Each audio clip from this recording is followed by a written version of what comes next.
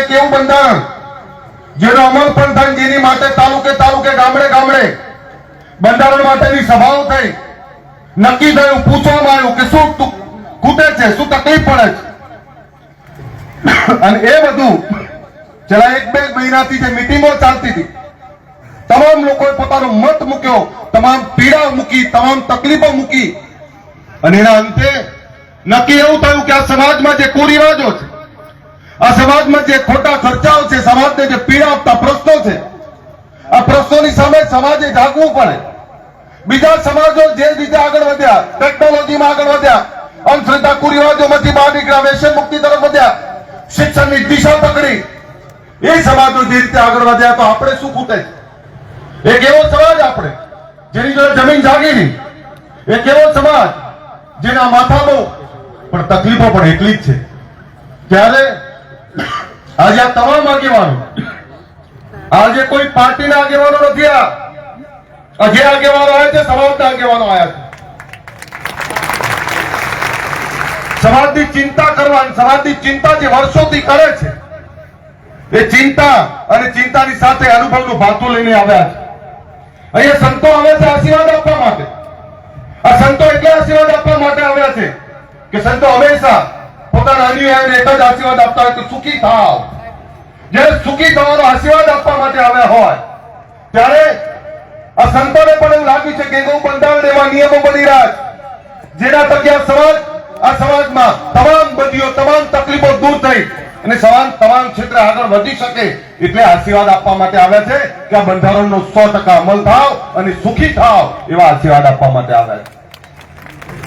દોસ્તો, આગેવાનો ચિંતા કરે, આગેવાનો વાત મૂકે, પણ આ વાતમાં આપણે તમામ રીતે હંમેશા એક જ વાત મૂકીએ છીએ કે રાજનીતિ, રાજનીતિ, રાજનીતિ, રાજનીતિ આવતી જતી રહેવાની.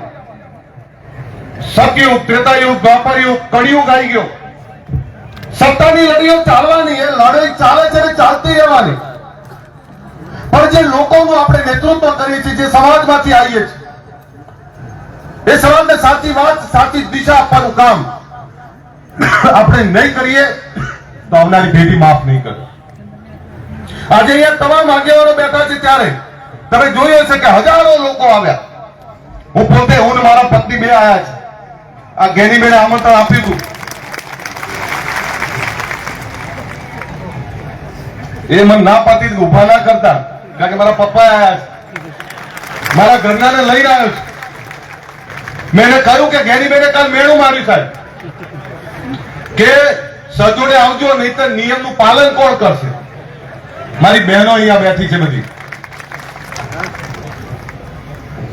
સાહેબ, બંધારણ બન્યું અને બંધારણનો અમલવારી આપણે કરવી જ પડે.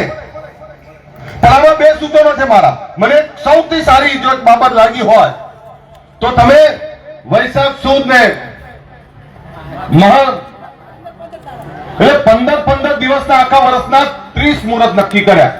લગ્નની સિઝન 2 હોય અને મા મહિનાનો વૈશાખ, આ 2 મહિનાની જે લગ્નની નક્કી કરી તમે મુહૂર્ત, આ મુહૂર્તમાં જો લગ્નો થશે ને તો સાહેબ અડધી તકલીફ તો હિમીમ દૂર થઈ જવાની. એનું કારણ છે કે આહિર સમાજ, હું આહિર સમાજના સાહેબે ગયા છે, હું કહ્યું છું, બધા ગયા છે.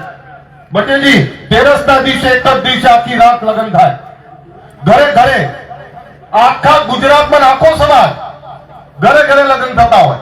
કોઈ જગ્યાએ 15 લોકો બેઠા હોય, કોઈ જગ્યાએ 20 લોકો બેઠા હોય, પણ એ તમામ જગ્યાએ 10 લોકો, 15 લોકો, 20 લોકો, એટલે કોઈ ખોટા ખર્ચા થાય જ નહીં, ખોટા દેખાડા થાય જ નહીં. એટલે આ જે નક્કી કર્યો છે આ નિયમ, હું આ બંધારણ